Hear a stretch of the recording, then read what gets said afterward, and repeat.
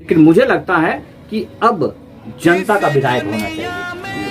वास्तविक में हमारे ऊपर विधायक थोपा जाता है जाति के नाम पर, पार्टी के नाम पर, लेकिन अब हम चाहते हैं कि जनता का विधायक भी कोई हो जिसे पार्टी ना सौंपे, जाति ना सौंपे, जनता सौंपे पार्टियों को। नमस्कार, मैं हूं संतोष कुमार, आप देख रहे हैं डीएनएसटी लाइव। मैं हूं चुनावी चर्चा में 145 साहेबपुर कमाल विधानसभा क्षेत्र से। मेरे साथ हैं युवा पत्रकार बलवंत गांधी। सबसे पहले मैं निवेदन करूंगा कि यदि आप मेरे चैनल को सब्सक्राइब नहीं किए हैं तो डीएनएसटी लाइव को सब्सक्राइब कर लें। यही आपको यूट्यूब में भी मिलेगा। आप सब्सक्राइब करके हमारे साथ चल सकते हैं और हर विधानसभा की चुनावी चर्चा को हम आप तक पहुंचाते रहेंगे। बहुत बहुत स्वागत है गांधी जी आपका। मैं हूं साहेबपुर कमाल विधानसभा क्षेत्र में। वैसे तो कहा जाए कि बेगूसराय के 7 विधानसभा क्षेत्र में साहेबपुर कमाल विधानसभा क्षेत्र सबसे पिछड़ा हुआ विधानसभा क्षेत्र है। कारण जो भी रहा हो, बेगूसराय मुख्यालय से बहुत दूर नहीं है। ये लगभग 14 से 15 किलोमीटर के बाद साहेबपुर कमाल विधानसभा क्षेत्र का परिसमन शुरू हो जाता है। इस क्षेत्र में जो विधायकों का आना जाना बहुत कम रहा है। वर्तमान के जो विधायक हैं श्री नारायण यादव आरजेडी से हैं, वो बहुत लंबे काल से विधायक रहे हैं। बीच बीच में 1-2 बार जिन विधायकों को मौका मिला है, शमसु जोहा, अमानुल्लाह, ऐसे उनका कोई खास कार्यकाल नहीं रहा है। लोग दुखी रहे हैं। इसी चर्चा में मैं कोशिश करूंगा कि अब जनता को उन नामों तक ले जाने की, दलवार, कदवार या कहें तो गठबंधनवार। अब चुनाव में गठबंधन बहुत मायने रखता है। लोग कहते हैं कि विधायिका एक स्तंभ है। अब वो स्तंभ न रह करके समझे कि बहुत सारे डंडियों पर खड़ा करके एक बनाया हुआ स्तंभ हो गया है। तो इसमें अब जरूरी रहेगा कि स्तंभ वाइज हम चर्चा कर लें। सबसे पहले मैं इनसे चाहूंगा कि हम राष्ट्रीय जनतांत्रिक गठबंधन से चलें। तो राष्ट्रीय जनतांत्रिक गठबंधन का वैसे तो साहेबपुर कमाल विधानसभा क्षेत्र में माना जाता है कि नीतीश बाबू का सीधा फोकस यहाँ होता है। अब तक उन्होंने जो भी कैंडिडेट दिया वो फ्लाइंग तौर पर डायरेक्ट यहाँ पर उतारा, यानी कि मैं कह सकता हूँ कि उनकी निगाह यहाँ, चूंकि उनकी जो मूल विरोधी राष्ट्रीय जनता दल का ये गढ़ है। तो गांधी जी से मैं सबसे पहले जानना चाहूंगा कि आप किन्हें पसंद कर रहे हैं या यहाँ की जनता किन नामों के बारे में सोच रही है जो जनता दल यू से है? जनता दल यूनाइटेड जी, मैं ये ध्यान शायद भटक रहा है लेकिन मैं इनको याद दिला दूं। बेवबिट एक चेहरा है, वैसे कार्य क्षमता उनमें बची हुई है। अधिवक्ता हैं वो और पूर्व प्रमुख है ब्रज किशोर महतो जी का। जी, कहा जाता है कि उनके बारे में कि कभी एक जमाना ऐसा था जब नीतीश कुमार से उनका सीधा संवाद था, या यहाँ की जनता से जब मैंने पूछा, क्योंकि मैं भी कभी प्रदेश रहता था, तो लेकिन लोग कहते हैं कि नीतीश कुमार जब हेलीकॉप्टर से उतरते थे तो सबसे पहले उनका अभिवादन ब्रज किशोर मेहता ही किया करते थे। उस आधार पर क्योंकि अधिवक्ता रहे हैं और समाज सेवी रहे हैं और वो बलिया के शहरी क्षेत्र से आते हैं, पूर्व प्रमुख हैं, शहरी क्षेत्र से हैं। लेकिन लोगों में उनकी पकड़ हो ना हो, जब मैंने उनसे बात किया तो उन्हें लग रहा है कि इस विधानसभा क्षेत्र के लिए मैं कुछ करना चाहता हूँ। जो दियारा क्षेत्र है वो दबा हुआ है, उनका अप्रोच कमजोर है शहर से, उनको मैं जोड़ना चाहता हूँ। लेकिन वास्तविकता देखा जाए तो आज के दौर में कार्य क्षमता की बहुत आवश्यकता है। उनमें अब पौड़ा अवस्था आ चुका है। तो यदि नीतीश बाबू पहचान और पहुंच की बात करेंगे तो उनका नाम आ सकता है। जी, जेडीयू का एक और नाम सामने आ रहा है, युवा है वो, डॉक्टर मनीष कुमार, साहेबपुर कमाल से हैं। वो प्रखंड प्रमुख प्रतिनिधि भी हैं वर्तमान में और पंचायती राज के जिला अध्यक्ष भी हैं। वो युवा भी हैं और हैं वर्तमान में जनता के बीच में है। वो लगभग 8 से 10 साल पहले से उनकी माताजी भी वर्तमान प्रमुख हैं, लेकिन वो जनता के बीच में हैं और उनके नामों की चर्चा भी बहुत जोरों पर है। लोग उनके नाम के विवाद में हैं। और जनता दल यू से बहुत सारे ऐसे नाम हैं, अस्मत खातून हैं और भी हैं, जैसे बुखारी साहब हैं, ऐसे बहुत सारे नाम हैं। दूसरा इनका सहयोगी मजबूत दल बीजेपी, बीजेपी इनका जो प्रमुख कैंडिडेट यहाँ पर है वो है पूर्व प्रत्याशी अमर कुमार, जो कि यहाँ पर अपनी किस्मत आजमा चुके हैं। और वर्तमान में यदि सबसे पहले यदि बीजेपी की बात आएगी तो उन्हीं का नाम पहला नाम उनका है। वो इसी क्षेत्र के रहने वाले हैं। उनके ऊपर कोई आरोप नहीं आता है कि वो बाहरी हैं भीतरी हैं, ऐसा कुछ नहीं कहा जाएगा। और वर्तमान में आप देखें कि वो लगभग हर जगह दिखाई भी दे रहे हैं इस क्षेत्र के हिसाब से। यदि युवाओं की बात करें तो इस वैश्विक महामारी में कुछ नाम सामने आया है जो जन सेवाओं के आधार पर बलिया से ही जो व्यापारी संघ है उनके अध्यक्ष थे राकेश मुन्ना जी, लेकिन बाहरी परिश्रमण में लोग इनको नहीं जानते हैं, सिर्फ बाजार क्षेत्र में बाजार तक ही ये सीमित है। अब आता है यहाँ का जड़ इसी राष्ट्रीय जनतांत्रिक गठबंधन का एक पार्ट लोजपा, लोक जनशक्ति पार्टी, जिन्होंने राष्ट्रीय जनतांत्रिक गठबंधन में खलबली मचा के रखा हुआ है। चिराग पासवान जी लोगों को सोचने को मजबूर कर रहे हैं कि पता नहीं वो टिक पाएंगे नहीं टिक पाएंगे, लेकिन फिर भी एक स्तंभ है जनतांत्रिक गठबंधन के, और उस स्तंभ की भागीदारी इस विधानसभा में बहुत मजबूत मानी जा रही है, क्योंकि यहाँ पर पूर्व प्रत्याशी और यूं कहें तो जनता के बीच हमेशा रहते हैं, वो है इंजीनियर सुरेंद्र विवेक जी। मैं चूंकि निष्पक्ष बात करूं, महासचिव भी हैं, हाँ लोजपा के महासचिव भी हैं, और मुंगेर के प्रभारी चुनाव प्रभारी भी हैं। तो उस आधार पर देखा जाता है कि यहाँ जो मामला है वो उन तक हमेशा घूम घूम करके आता है, लेकिन चूंकि वो जनरल कास्ट से आते हैं इस वजह से उनके ऊपर जो आज के समीकरण वो फिट नहीं बैठता। लोग आजकल एमवाय समीकरण की बात करते हैं, दलित को खींचने के लिए ऐसी बात करते हैं। निष्पक्ष राजनीति की बात की जाए तो उनका नाम सामने आएगा। और इसी में लोजपा में ही एक नाम है जो पूर्व प्रत्याशी रहे हैं। जब लोजपा को यहाँ पर भाग आजमाने का अवसर मिला था तो उन्होंने चुना था मोहम्मद असलम। तो असलम जी की भी भागीदारी, चूंकि उनकी पहुंच भी दूर तक है, रनर कैंडिडेट भी थे। और लोजपा से और एक नाम आ रहा है जो सुनते सुनाते कमाल से रघुनाथपुर से संजय यादव जी, उनका भी वो भी लोजपा के नाम से आ रहा है, लेकिन वो लोग वर्तमान में इस विधानसभा क्षेत्र में देखे नहीं जाते हैं। जनता इस वैश्विक महामारी में उन लोगों को ढूंढ रही है जो उनके साथ थे, कदम से कदम मिला के चलते। तो लोजपा में सुरेंद्र विवेक जी एक ऐसे चेहरे हैं जो जनता के साथ कदम से कदम मिलाकर चलते हैं, किसी भी आफत विपत या कहें किसी भी आपदा में वो दिखाई देते हैं इस विधानसभा क्षेत्र में। अब हम चलेंगे महागठबंधन की ओर, जहां बड़े से बड़े चाणक्य फैल हो जाते हैं। लेकिन मैं चूंकि अपने विधानसभा की बात कर रहा हूं और हम दोनों इसी विधानसभा क्षेत्र से हैं, तो कुछ आंकड़ा आप तक पहुंचा सकते हैं। इस महागठबंधन में हम जिन लोगों को जोड़ रहे हैं वो लोग हमारी तरफ से हमारे द्वारा ही जोड़ा गया है। उनमें भी कंफर्म नहीं है कि वो लोग साथ रह पाएंगे या नहीं रह पाएंगे।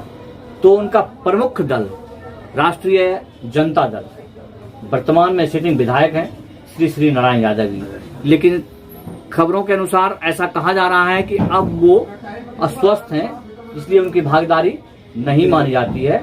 लेकिन उनके उत्तराधिकारी एक सक्षम व्यक्ति हैं और कहा जाता है कि पढ़े लिखे भी हैं। उनका नाम है ललन यादव, जो यहाँ की जनता है एक तरफ से आप कहें कि वो विधायक प्रतिनिधि भी हैं। वो लगभग संचालन इस क्षेत्र में वो खुद ब खुद करते हैं राष्ट्रीय जनता दल का। अभी एक नाम और आ रहा है जो कि जिला परिषद पति हैं, और सुनने में आ रहा है कि पहले वो जेडीयू में थे, अब वो आरजेडी में हैं, और उनके कहें तो जनता के आवाज के तौर पर या कहा जाता है कि वो अपनी दावेदारी हर जगह मजबूती के तौर पर रखते हैं। वो है साहिबपुर कमाल से रघुनाथपुर से गोरेलाल यादव, एक कैंडिडेट अब आ रहा है। उन्होंने दावेदारी भी एक चैनल के माध्यम से अपनी दावेदारी भी पेश की है। तो कहा जाए कि पहले जो ये निर्विरोध आरजेडी के कैंडिडेट थे, अब इनके लिए भी प्रतिद्वंदता सामने आ गई। उसी एमओआई समीकरण के तहत एक और नाम आ रहा है जो कि इस वैश्विक महामारी में बहुत चर्चित हुए, क्योंकि मणिपुर के मुख्यमंत्री ने इनके नाम की चर्चा की, इनकी सेवा ट्रेन के ऊपर ससा सेवा के तौर पर। वो नाम है, वो आरजेडी के युवा जिला अध्यक्ष भी हैं, फजलुर रहमान, कसबा के मुखिया है जी। तो आरजेडी में भी अब कांटे की टक्कर हो गई है। उसके बाद इनकी जो द्वितीय लगभग कहें कि राष्ट्रीय पार्टी कांग्रेस है, कांग्रेस यहाँ पर अपना भाग आजमा चुकी है। वैसे शमसू जोहा के बाद इनको कभी सफलता नहीं मिली यहाँ पर, लेकिन यहाँ जो कैंडिडेट हैं वो व्यापार मंडल के अध्यक्ष राकेश कुमार, राकेश सिंह, वो भी बलिया में जनता के बीच देखे जाते हैं। जब जब उन्हें जहाँ जहाँ जनता आवाज लगाती है वो मिलते हैं, तो मुझे लगता है कि वो भी अपना भाग आजमाना चाहेंगे। और दूसरा एक और चेहरा है जो इन्होंने उपचुनाव और चुनाव में दोनों बारी बारी से अपना भाग आजमाया था, वो थे सदानंदपुर के अरविंद सिंह। लेकिन वो चेहरे भी ऐसे हैं जो सिर्फ चुनाव तक ही दिखाई दिए, चुनाव के बाद फिर कभी दिखाई नहीं दिए। लेकिन चूंकि पहुंच वाले परिवार से हैं ये, तो हो सकता है कि इनको कांग्रेस सीट दे दे या ऊपरी पहुंच से फ्लाइंग आ सकते हैं। अब मैं अभी का एक चर्चित दल की चर्चा करूंगा, क्योंकि हमारे पत्रकार साहब उनके साथ ज्यादा देखे जाते हैं, तो ये नहीं बोलना चाहेंगे, मैं बात कर दूंगा कि बिहार में एक पार्टी का मुखिया जाप सुर्मी पप्पू यादव, जिनको हनुमान जी कहा जाने लगा है, जहां न दिखाई दे, जहां कुछ आफत दिखाई दे, वो छलांग मार के वहां कूदे हुए नजर आते हैं। तो उनकी दावेदारी भी बलिया में आ गई है। इससे पूर्व उनके प्रत्याशी थे राजकुमार जी, जो कि प्रदेश उपाध्यक्ष भी हैं, और उनका जो एक शिष्य है वो धूम मचा के रखा हुआ है, सुमित कुमार। नया लड़का है, पट्टी बांध के घूमता है, और जनता के लिए कुछ मामले ऐसे आए जहां सुमित कुमार ने पार्टी, दल, जाति सबसे हट करके अपनी पहचान बनाई। भगतपुर जल जमाव समस्या को लेकर के 4 दिन तक अनशन पर बैठे, भूखे रहे। इस पे बिहार लेवल पर लोग इनको जानने लगे हैं। मुझे लगता है कि शायद पप्पू यादव की नजर भी इन पर पड़ी होगी। तो संभावना है कि यदि साहेबपुर कमाल विधानसभा ना हो तो कहीं और से भी इस नाम को भी आजमाया जा सकता है। इसके अलावा बताएं और कोई साहेबपुर कमाल से आपको? पंजाब में हालांकि एक साहेबपुर कमाल से ही है, गुड्डू भैया नाम। इस विधानसभा क्षेत्र के कभी स्तंभ राजनीतिज्ञ रहे, स्वर्गीय मोहन बाबू के पुत्र हैं, जो कि मुझे लगता है कि 90 के दशक में श्री नारायण यादव को हराने में मात्र एकाध कदम से चूक गए थे, और यहाँ की जनता ने उनका भरपूर साथ दिया था, जबकि वो एक निर्दलीय कैंडिडेट थे। तो चेहरे भले नए हो सकते हैं, लेकिन राजनीतिक पहचान उनकी बहुत पुरानी है। यदि इन्होंने कहा तो आप इन नामों को नकार नहीं सकते हैं, जिन्होंने राजनीतिक, और मैं देख रहा हूँ, सुन रहा हूँ कि बहुत सारे पीड़ित परिवार, गरीब, ऐसे जो आकस्मिक आपदा विपदा में बहुत जगह वो देखे भी गए हैं, जहां उन्होंने सहायता की है। और चूंकि लेकिन इन नामों से वो गुमनाम रहना चाहते हैं, और पैतृक तौर पर एक जमींदार परिवार से हैं, और लोगों में एक अलग से धारणा होती है ऐसे परिवारों के खिलाफ कि वो विरोध पर आ जाते हैं। या लेकिन जो सेवक होते हैं, सेवा, वो अपने नामों की चर्चा नहीं करते हैं। मैं भी उनके नाम से अनभिज्ञ हूँ, लेकिन मुझे खबर है उनके बारे में, मैं जानता हूँ। रघुनाथपुर से हैं और बलिया के पूर्वी छोर तक उनका आना जाना रहता है, और आपदा विपदा जो लोग उनको ढूंढते हैं वो खड़े होते हैं उनके साथ आकर के।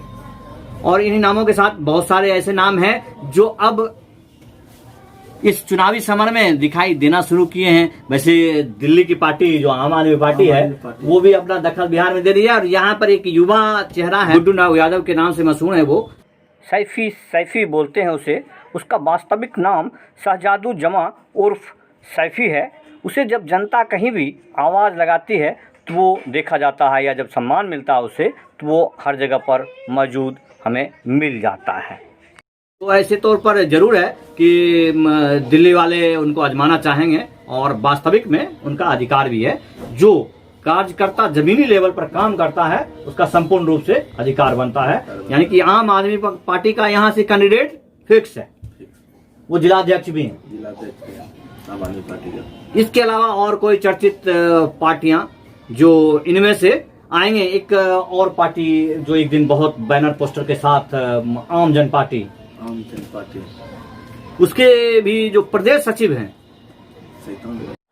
राजेश कुमार, वो भी साहेबपुर कमाल समाज से अपना भाग आजमाना चाहते हैं। खुद यहाँ से चुनाव लड़ना चाहते हैं। वो इस साहेबपुर कमाल विधानसभा से भाग आजमाना चाहते हैं, क्योंकि साहेबपुर कमाल विधानसभा क्षेत्र जो है वो बहुत कुंठित विधानसभा रह गया है। एक तौर से इतना बड़ा भूभाग होने के बाद, इतनी बड़ी आबादी होने के बाद यहाँ पर ना तो आज तक डिग्री कॉलेज बन पाया। आप कहें तो ये लोकसभा क्षेत्र था, बलिया लोकसभा क्षेत्र था और बलिया विधानसभा क्षेत्र था। परिसीमन में इसको खत्म कर दिया गया, उसके बाद साहेबपुर कमाल विधानसभा क्षेत्र बन गया। उस परिसीमन की बात करें तो हमारे यहाँ से जो कॉमरेड सूर्य नारायण सिंह का अमोघ किला होता था, ये जो कहते थे कि जब तक ये रहेंगे तब तक, जब तक सूरज चांद रहेगा सूरजदा का नाम रहेगा। नाम तो रहा, लेकिन विधानसभा में कुछ देखने योग्य चीज नहीं रहेंगे, जिसका प्रत्यक्ष प्रमाण है एक नई पार्टी अब तक नहीं बन पाई है। और पोलरल्स के नाम पर जो भावी मुख्यमंत्री का ऐलान किया, और जब मैंने उनसे संपर्क साधा तो उन्होंने कहा कि साहेबपुर कमाल में कुछ देखने लायक नहीं है, इसलिए हम किस लिए आएंगे। उन्होंने डायरेक्ट उनसे बात नहीं हुआ, लेकिन उनके जो बहुत करीबी है, मतलब साहेबपुर कमाल में भी देखने लायक कुछ नहीं है।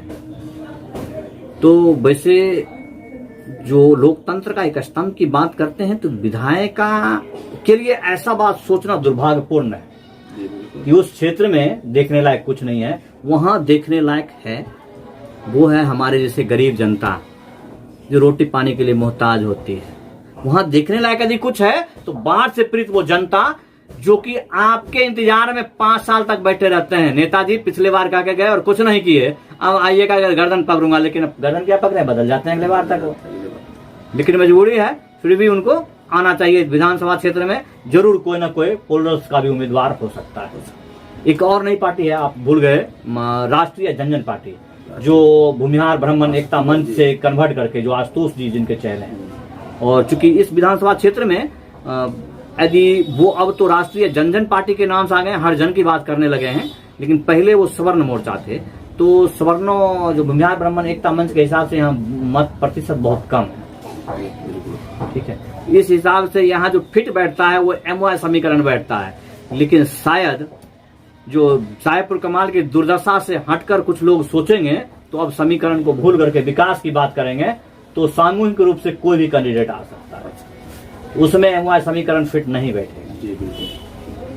तो इसी के साथ लगभग पूरा हो गया है। और मैं आप लोगों से निवेदन करना चाहूंगा कि अपने आप को जो निष्पक्ष रूप से राजनीतिक चाणक्य समझते हैं वो हमारे साथ आए।